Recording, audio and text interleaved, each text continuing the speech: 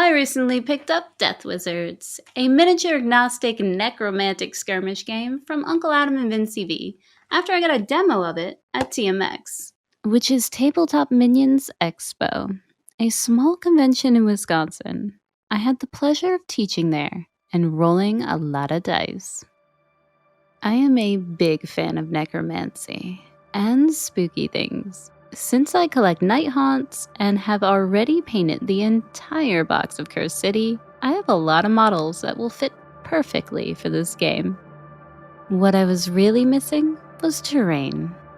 The terrain I already have is mostly sci-fi or for Warcry, and while Warcry terrain is fantasy, it doesn't quite fit the aesthetic I'm looking for this game.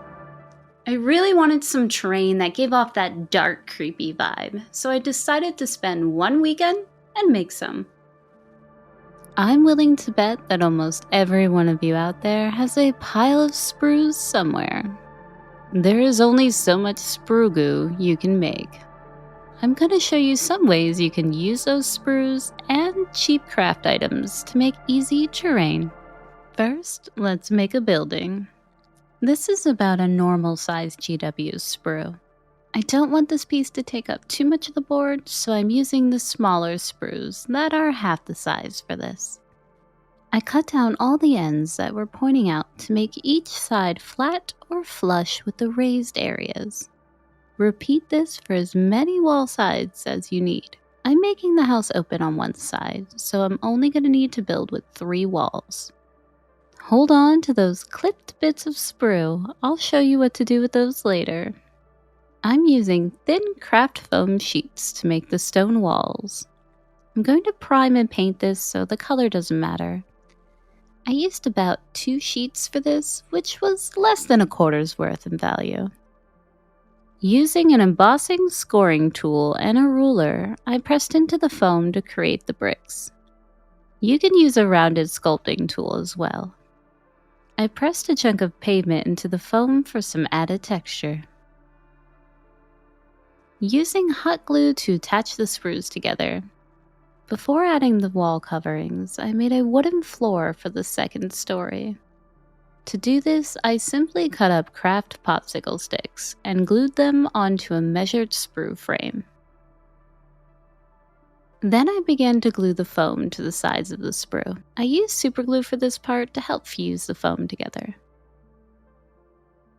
To hide the corners of the wall, I'm creating beams from chopsticks. I love sushi. I added some small wooden craft sticks as trim around the house. Then began working on the roof. I bet a bunch of you have made popsicle houses as a child, so channel your inner kid and have fun. Lastly, I'm going to cover some areas in texture paint, partly to hide any blemishes and partly to dirty it up a bit. You can cut up sprues to make bricks, fences, you name it. I'm using these pieces for some quick stairs. This altar platform is different size pieces of scrap packaging foam hot glued together. I'm not too worried about the look of the sprue pieces at the moment because I'm gonna make them look old and broken. I built up the surrounding areas with the broken pieces of air-dried modeling clay for rocks. While I'm making most of this from random materials, I do have a cheap Reaper miniature set that is perfect for this. It was a $16 add-on for their Bones 5 Kickstarter. I'm not using the minis, but they would also be good for Deth Wizards. And it wouldn't really be necromancy without bones, now would it? For another piece, I glued down a part of a fake decor tree and broken scale modeling columns I had on hand. Then added some more broken clay rocks before covering it in texture paint. I also found this random craft skull and added that to a base with rocks. Anything goes. I don't like wasting things, so another unexpected Hobbies supply I like to use are Misprints. I have this warped base and a little broken boat. Instead of ending up in a landfill, it's going to make a perfect centerpiece for this terrain set. Keep your leftover putty and clay for basing bits. I'm going to fill in some of those areas with this and broken tiles.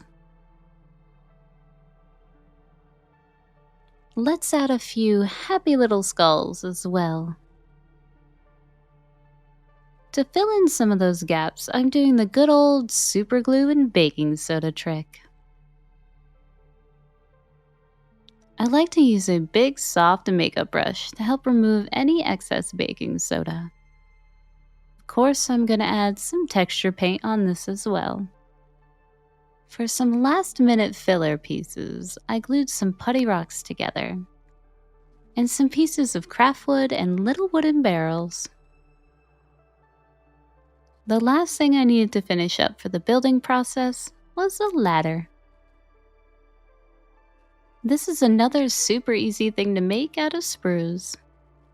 I cut up some pieces to my desired length and used plastic cement this time to bind them together. Then I took a thin string and wrapped it around to give it that old rope feel. Adding super glue will stiffen up the string so you can snip and paint it easier.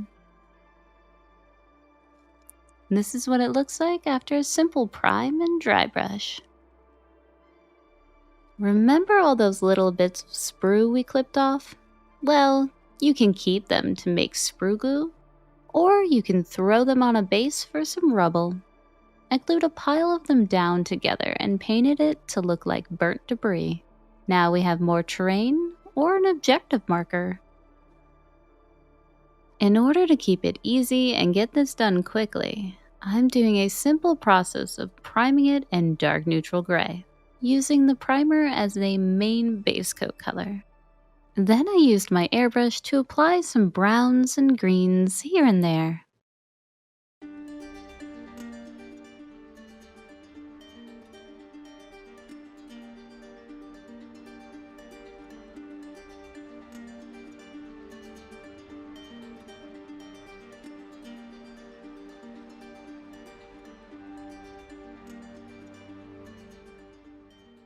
For terrain, I like to save on hobby paint and use craft paint if I can, taking this lighter gray and using it to dry brush over everything, building up brighter areas as I go.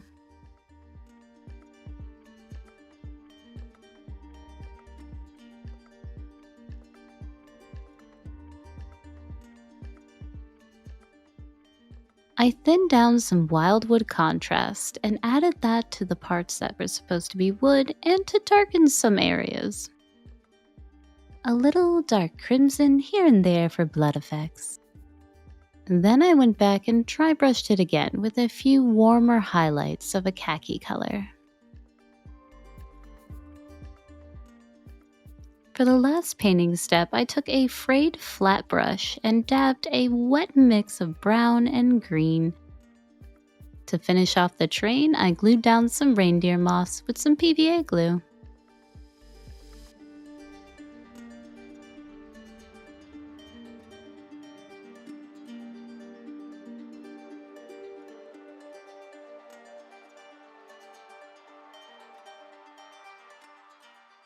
I was able to make all of this terrain in just one weekend, spending part of a Saturday building and part of a Sunday for painting. Now I'm ready to play a game of Deth Wizards. There are so many ways you can turn old sprues into terrain or basing bits. I have barely scratched the surface. If you have some ideas on what to make with sprues, please leave me a comment. I would love to hear them. So don't feel so bad about holding on to these, or other things, because they can all be future potential hobby supplies. Thanks for watching. Now go make some fun things.